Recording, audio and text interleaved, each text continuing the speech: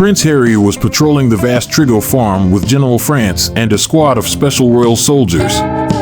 The farm workers were hard at work, harvesting the grain for the palace and loading 20 sacks onto a wooden cart.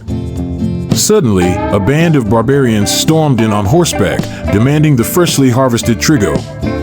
The workers were stunned as the barbarians seized the cart and fled. One of the farm leaders quickly mounted his horse and rode to inform the general. Upon hearing the news, Prince Harry and the soldiers immediately set off in pursuit. After hours of a relentless chase, they finally caught up with the barbarians. A fierce battle erupted, swords clashing in a flurry of steel. Despite their skill, the royal soldiers found themselves struggling against the heavily armed barbarians. Recognizing the need for reinforcements, General France sent a signal to the palace. Within minutes, additional royal soldiers arrived, turning the tide of the battle. Together, they overpowered the barbarians, reclaiming the stolen Trigo. With the enemy neutralized, Prince Harry and the soldiers triumphantly returned the grain to the grateful farm workers, securing the harvest for the palace. In a time of great valor and noble deeds, Prince Harry and the royal soldiers under General France returned triumphantly to the palace after a successful mission. They had rescued a group of farm workers who were threatened by danger, and the king, filled with pride, rewarded the soldiers with additional privileges. He also recognized Prince Harry's extraordinary bravery, celebrating his courage in defending the kingdom's people. A few weeks later, peace reigned in the kingdom, and Princess Jane decided to visit the farm workers within the royal territories. She was accompanied by a contingent of royal guards as she traveled through the countryside in the royal carriage. The journey was serene until a sudden ambush disrupted the tranquility. A band of fierce barbarians, massive and menacing, descended upon the royal entourage, their intent clear: they sought to abduct the princess. The royal guards, loyal and brave, fought valiantly to protect Princess Jane, but the barbarians were too powerful. Despite their best efforts, the guards were overwhelmed, and the princess was captured. Only one guard survived the brutal encounter. Gravely wounded but determined, he made his way back to the palace to deliver the devastating news to the king and General France. Upon hearing of the abduction, the king was filled with rage and fear for his daughter's safety. He immediately tasked General France with a critical mission: rescue Princess Jane at all costs and eliminate the barbarian threat. General France, ever loyal and fearless, quickly assembled a team of elite royal soldiers. They donned their armor, wielding special weapons, and mounted their horses for a daring rescue mission. The soldiers rode swiftly, their hearts set on saving the princess. As they neared the barbarians' hideout, General France carefully assessed the situation. He devised a plan for a swift and decisive attack, knowing that any delay could endanger the princess further. With precision and speed, the royal soldiers launched their assault, taking the barbarians by surprise. The battle was fierce but brief. The royal soldiers fought with unmatched skill and determination, cutting through the barbarian ranks and neutralizing the threat. Within minutes, they had rescued Princess Jane, who was shaken but unharmed. The victorious soldiers escorted her back to the palace, their mission complete. As they returned, the king and queen, along with Prince Harry, welcomed them with deep gratitude. The royal family's hearts swelled with pride as they praised the soldiers for their outstanding performance and unwavering loyalty. The kingdom rejoiced in the safe return of Princess Jane, and the royal soldiers were hailed as heroes, their bravery and skill a testament to the strength and honor of the realm. Months had passed, and the king decided it was time to personally visit the farms and the outer territories of his realm.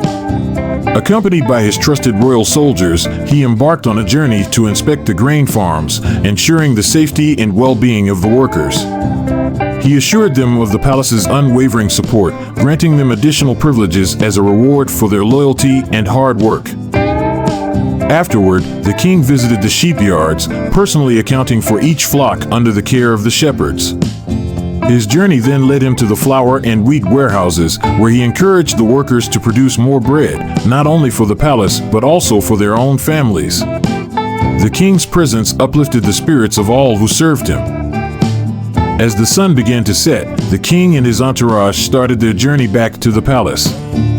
However, their return was abruptly interrupted by a sudden ambush. A group of heavily armored barbarians attacked the royal convoy, their intentions clear and hostile. The royal soldiers, ever vigilant, quickly armed themselves and formed a protective circle around the king. They sent an urgent signal back to the palace, calling for reinforcements. Hours later, Prince Harry arrived with a special force of elite soldiers. The sound of clashing swords filled the air as the battle raged on. The king, determined and fearless, donned his human armor shield, wielding his special sword with unparalleled skill. With every strike, he defended himself and inspired his soldiers to fight with even greater ferocity. After an intense and hard-fought battle, the barbarians were finally pushed back and forced to retreat. Victorious, the convoy regrouped and continued their journey.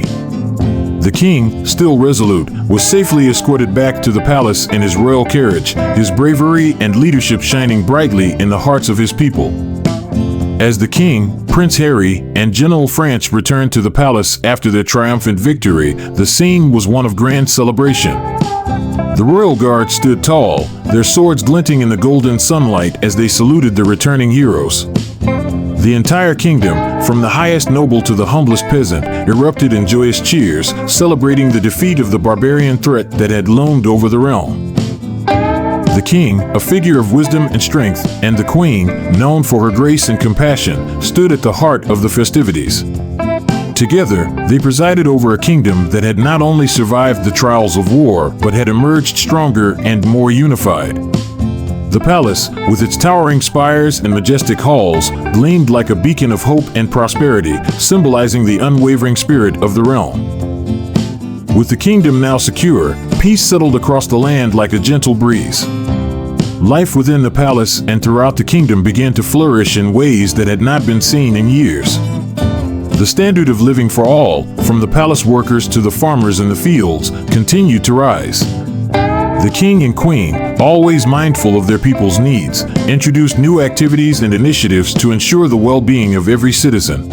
Education, arts, and trade flourished under their wise guidance, bringing prosperity to every corner of the kingdom. Meanwhile, the royal soldiers, who had proven their mettle on the battlefield, took up new roles as guardians of peace. They extended their patrols beyond the kingdom's borders, ever vigilant against any threats that might arise. Their presence was a reassurance to the people, a promise that the peace they now enjoyed would be protected at all costs. The soldiers promoted harmony across the land, forging alliances with neighboring realms and ensuring that the kingdom remained a bastion of stability in a tumultuous world. Under the wise and just rule of the king and queen, the kingdom did more than survive, it thrived. Their legacy of courage, leadership, and compassion inspired all who served them.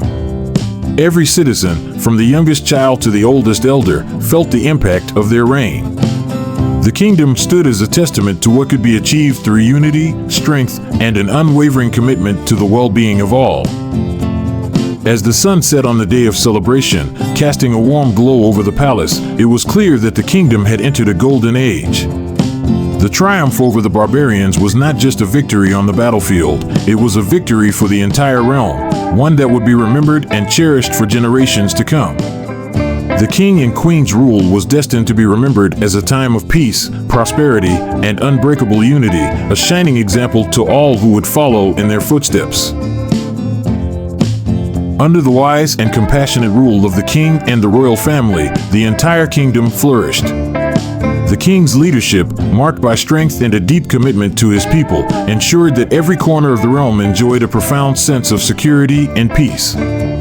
From the bustling cities to the quiet farmlands, citizens felt the reassuring presence of their noble rulers, knowing they were protected and cared for. Gratitude filled the air as the people recognized the extraordinary efforts of the royal family in guiding the kingdom toward prosperity. The harmony that existed throughout the land was a testament to the king's dedication to his subjects' well-being. With each passing day, the kingdom grew stronger and more united, its future bright under the vigilant and caring eyes of its rulers. The royal family's legacy of compassion and leadership became a source of inspiration, ensuring that the kingdom's golden age would endure for generations to come. Thank you for watching. Please don't forget to like, share, and subscribe to my YouTube channel.